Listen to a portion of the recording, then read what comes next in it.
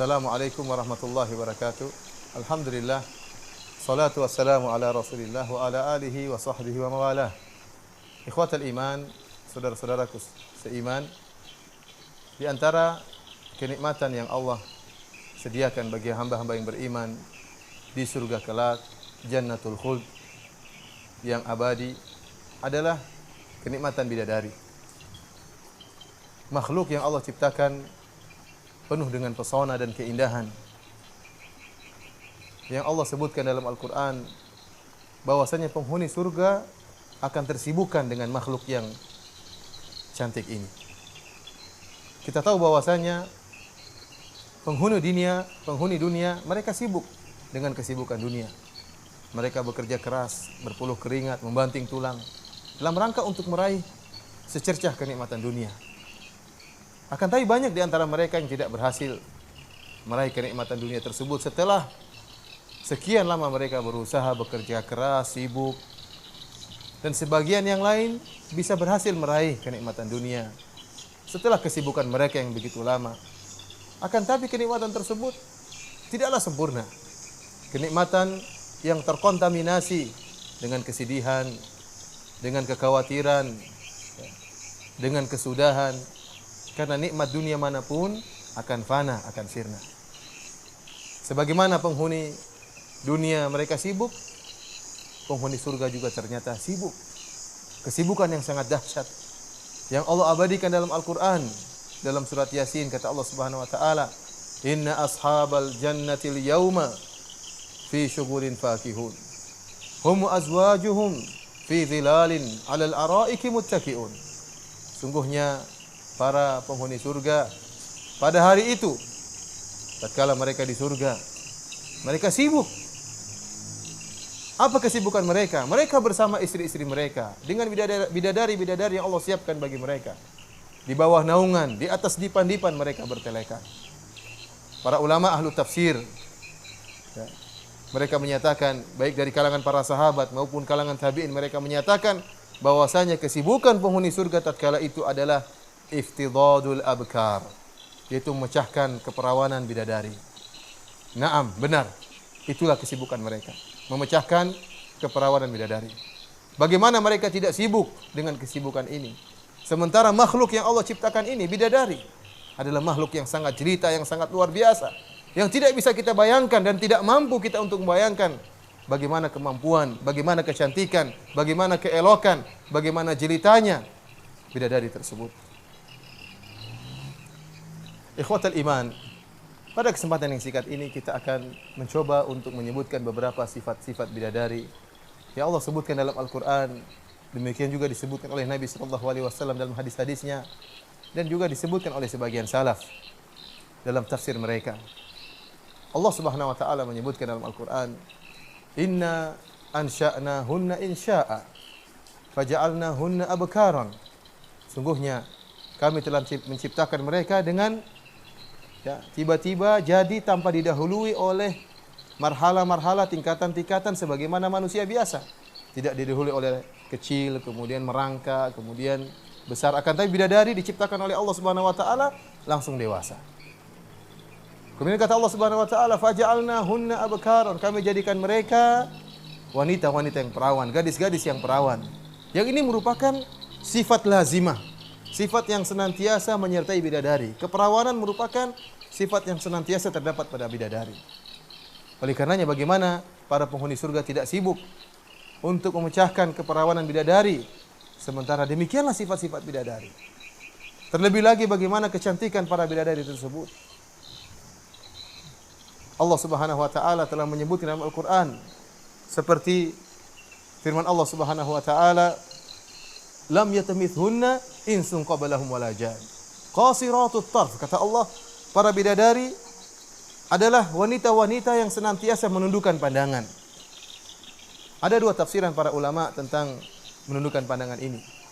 Ada yang mengatakan bahwasanya para bidadari, mereka menundukkan pandangan mereka dan mereka tidak melihat kecuali suami-suami mereka dari penghuni surga. Artinya apa para bidadari? Cintanya sejati hanya untuk suami-suami mereka. Mereka tidak pernah memandang lelaki yang lain. Bahkan mereka tidak tahu adanya lelaki yang lain. Mereka hanya pernah melihat wajah suami mereka dari penghuni surga.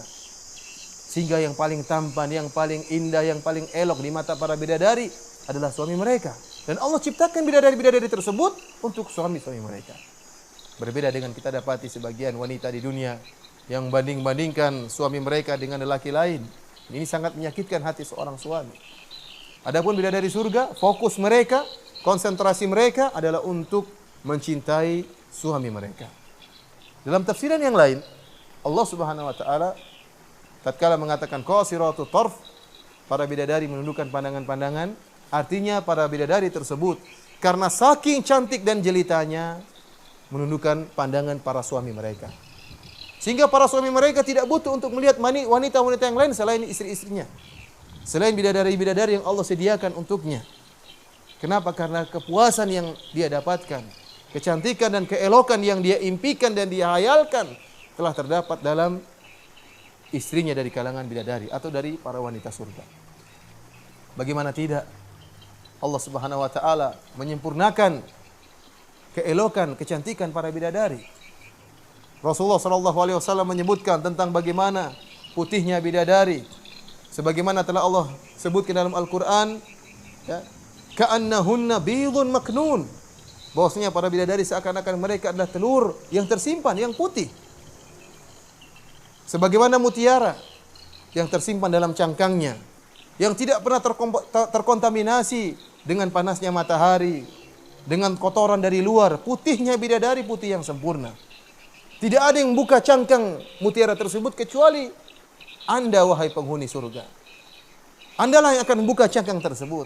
Dan Anda yang akan menyentuh, ya, putihnya bidadari tersebut. Bidadari yang Allah siapkan bagi penghuni surga tidak pernah disentuh oleh lelaki lain. Lam yatamithunna insun qablahum wala jan. Tidak pernah disentuh oleh lelaki maupun dari kalangan jin. Yang menyentuhnya hanyalah penghuni surga. Ikhwatal iman. Rasulullah sallallahu alaihi wasallam menyebutkan tentang eloknya bidadari.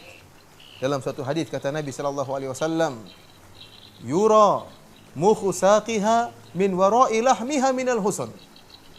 Bahwasanya putihnya betisnya bidadari, bahkan sumsum dalam betisnya bidadari terlihat dari luar, di balik daging tersebut terlihat sumsumnya bidadari. Kata Nabi sallallahu alaihi wasallam, minal husn, karena saking indahnya. Karena saking beningnya. Mungkin kita tatkala mendengar hadis ini kita menyangka bahwasanya betapa sangarnya kalau ada sumsum seorang terlihat dari luar, akan tapi tidak. Kata Nabi sallallahu alaihi wasallam, untuk menghilangkan persangkaan tersebut kata Nabi sallallahu alaihi wasallam, ya, minal husn, terlihat sumsum bidadari di balik daging betisnya. Kenapa? Karena saking indahnya. Bahkan dalam satu hadis kata Nabi sallallahu alaihi wasallam, kabiduha mir'atuhu, bahwasanya hati bidadari merupakan cermin bagi wajah suaminya. Bagaimana bisa kita bayangkan beningnya dan indahnya bidadari tersebut? Ka'annahunnal yaqutu wal marjan, seakan-akan bidadari tersebut seakan-akan permata yakut dan seakan-akan mutiara. Kata para ulama, beningnya seperti permata bidadari tersebut dan putihnya seperti mutiara. Oleh karenanya Nabi sallallahu alaihi wasallam menyebutkan dalam satu hadis, ya, bahwasanya la bayadu saqiha, sungguh putihnya bidadari, betisnya bidadari, la yura, ya, terlihat min wara'i sab'ina hullah, terlihat di balik 70 gaun. Artinya bidadari yang akan ditemui oleh penghuni surga kelak akan memakai 70 gaun. 70 gaun yang indah yang menutupi betisnya, akan tetapi karena saking putihnya betis tersebut, meskipun telah ditutupi dengan 70 gaun masih terlihat dari jauh, dari luar. Oleh karenanya bagaimana tidak semangat seorang penghuni surga tatkala membuka gaun-gaun tersebut, sementara putih betis bidadari sudah dia lihat di balik gaun tersebut. Ikhwatal iman. Nabi sallallahu alaihi wasallam menjelaskan kenapa penghuni surga sibuk berhubungan dengan bidadari. Kata Nabi sallallahu alaihi wasallam, yu'tal mu'min quwwatu kadza wa kadza minal jima'.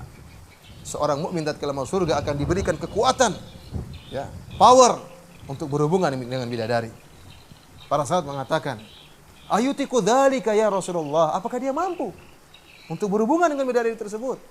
Kata Nabi sallallahu alaihi wasallam, yu'ta quwwatal mi'ah, diberikan kekuatan 100 lelaki. 100 lelaki artinya apa? Lelaki yang terkuat di atas muka bumi ini dalam berhubungan dijadikan 100 kali lipat kekuatannya dan diberikan kepada seorang penghuni surga. Ibnu Abbas radhiyallahu taala anhu berkata, "Innar rajula min ahlil jannah la yu'aniqa hurul 'ain." Bahwasanya seorang penghuni surga akan memeluk seorang wanita bidadari di surga 70 sana, 70 tahun dia akan memeluk seorang wanita bidadari di surga kelak. La yamalluha wa la tamalluhu. Sang lelaki ini tidak akan bosan memeluk wanita tersebut selama 70 tahun. Dan sang bidadari tidak akan bosan memeluk lelaki tersebut selama 70 tahun. Bagaimana bosan? Sementara wanita tersebut, wanita yang sempurna, yang cantik dan jelita. Kalau kita memeluk wanita dunia, mungkin 1 jam, 2 jam kita sudah bosan. Bau keringat lah, ada bau ketiaknya lah. Ya. Karena wanita penuh kekurangan. Adapun di surga kelak, Allah Subhanahu wa taala mengatakan wa azwajum mutahharah. Wanita-wanita, istri-istri yang disucikan. Tidak ada kotorannya, tidak ada haidnya, tidak ada darahnya, tidak ada ingusnya, tidak ada tai matanya, tidak ada tai telinganya. Bersih.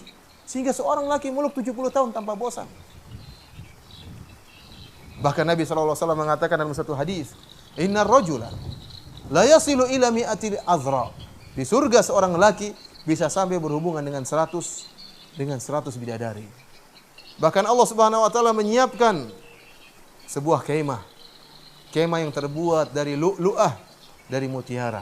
Kata Nabi sallallahu alaihi wasallam, "Inna lil mu'min fil jannah la khaymatan min lu'lu'atin wahidatin mujawwafah." Kata Nabi sallallahu alaihi wasallam, sungguhnya bagi seorang mukmin di surga Allah sediakan sebuah kemah. Kemah yang terbuat dari sebutir mutiara, tapi mutiara raksasa.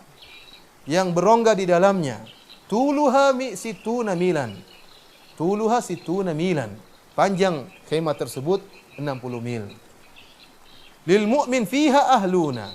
Dalam kemah tersebut terdapat bidadari-bidadari yang banyak. Seorang mukmin tersebut yatufu alaihim, akan mengitari bidadari tersebut, dia datangi satu persatu. Antum bisa bayangkan bagaimana gembiranya seorang lelaki penghuni surga. Tatkala dia masuk dalam kemah tersebut, sementara ada puluhan bidadari menantinya. Kemudian dia memanggil, "Ya Abu Fulan, sama saya wahai Abu Fulan." Para bidadari tersebut berebut-rebut berusaha untuk bisa berkhidmah, untuk bisa melayani sang laki tersebut. Sungguh indah para ikhwatul iman. Bagaimana kecantikan bidadari? Kalau kita bicara tentang kecantikan bidadari, tidak mampu otak kita untuk menghayalkan kecantikan bidadari tersebut. Saya ajak ikhwatul iman untuk menunjukkan suatu hadis. Kata Nabi sallallahu alaihi wasallam, "Lau anna imra'atan min ahlil jannah ittala'at ilal ardh." Kalau seandainya ada seorang wanita dari penduduk surga nongol di bumi ini, la adha'at ma bainahuma, maka akan keluar cahaya dari wajah wanita ini dan akan menerangi isi dunia ini. Dari timur sampai barat, dari utara sampai selatan, dari Sabang sampai Merauke, semuanya terpenuhi dengan cahaya. Seandainya di malam hari bumi ini seluruh lampu mati, tidak ada cahaya sama sekali, seandainya bulan pun redup, kemudian muncul bidadari, maka akan memberi penerangan bagi bumi ini. Bagaimana bisa indahnya wajah bidadari tersebut? Bagaimana indahnya cahaya yang keluar dari bidadari tersebut? Bahkan kata Nabi sallallahu alaihi wasallam, "Wala mala'at ma bainahuma rihan." Bahkan selain itu, selain cahaya yang akan tersebar, demikian juga akan tersebar bau semerbak, bau yang harum di atas muka bumi ini, gara-gara wajah seorang bidadari yang nongol di atas muka bumi ini. Kemudian kata Nabi sallallahu alaihi wasallam, "Wala nasifuha ala ra'siha khairun minad dunya wa ma fiha." Sungguhnya khimar, sungguhnya kerudung yang ada di atas kepala bidadari tersebut lebih baik daripada dunia dan seisinya. Ini baru kerudung. Lebih baik daripada kecantikan wanita yang ada di atas muka bumi ini. Kalau seandainya seluruh wanita cantik di atas muka bumi ini dikumpulkan untuk dibandingkan dengan kerudung bidadari, masih kalah dengan kerudung bidadari. Ini baru kerudungnya, wahai ikhwan. Bagaimana dengan yang lainnya? Bagaimana dengan lesung pipitnya? Bagaimana dengan pipinya? Bagaimana dengan matanya? Bagaimana dengan hidungnya? Bagaimana dengan yang lainnya? Oleh karenanya tidak mampu kita untuk menghayalkan bagaimana cantiknya bidadari. Otak kita terbatas, daya imajinasi kita terbatas. Kita hanya bisa menghayalkan apa yang tercantik yang pernah kita lihat. Ingat firman Allah Subhanahu wa taala dalam hadis qudsi, "A'datu li ibadiyas shalihin ma la ainun ra'at wa la udhunun sami'at wa la khatara ala qalbi bashar." Aku siapkan bagi hamba-hambaku di surga kenikmatan-kenikmatan yang tidak pernah dilihat oleh mata mereka, tidak pernah terdengar oleh telinga mereka, dan tidak pernah terbetik dalam hati-hati mereka. Betapapun Anda menghayalkan kecantikan bidadari, betapapun Anda menghayalkan betisnya bidadari, wajahnya bidadari, pasti hayalan Anda akan salah. Setelah kita mengetahui bagaimana, ini sekedar cuplikan ya tentang sedikit dari sifat-sifat bidadari. Oleh karenanya wajar jika Allah Subhanahu wa taala menyatakan hum fi syughulin faqihun, bahwasanya para penghuni bidadari bersama para penghuni surga bersama para bidadari sibuk tatkala di surga karena keelokan dan kecantikan para bidadari tersebut. Semoga Allah Subhanahu wa taala menjadikan kita termasuk dari penghuni surga. Wa zawwajnahum bihurin ain, sebagaimana Allah menyatakan Allah akan menikahkan para penghuni surga dengan para bidadari. Dan kita berharap dengan apa yang kita sampaikan tentang indahnya dan moleknya bidadari membantu kita untuk agar tidak terpedaya dengan fitnah wanita, dengan hal-hal yang diharamkan oleh Allah Subhanahu wa taala. Jangan sampai kita menjadi orang yang tolol dan orang yang bodoh hanya dengan kenikmatan sesaat, terjerumus dalam hal-hal yang diharamkan oleh Allah, mengumbar pandangan, berzina, lantas kemudian kita terluput dari kenikmatan yang abadi, kenikmatan bidadari di akhirat kelak. Wabillahi taufik wal hidayah. Assalamualaikum warahmatullahi wabarakatuh.